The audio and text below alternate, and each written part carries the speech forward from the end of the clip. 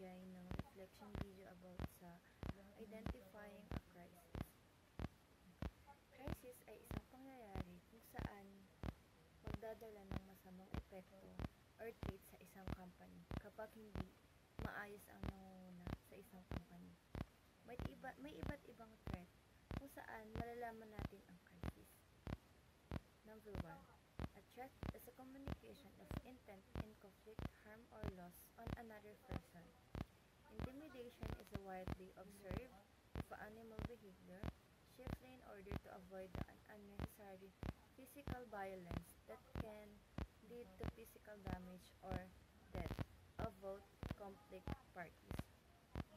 Number 2, surprise. Ito po yung mga unexpected or hindi natin inaasahan na mangyayari sa isang company. Number 3, a short decision time.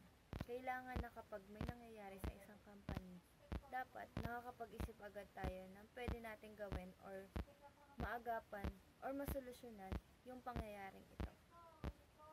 May iba't ibang classification of threats: indirect, direct, and unconditional threats.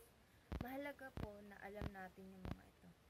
Dahil ito din ang isang paraan para ma-identify natin yung isang crisis.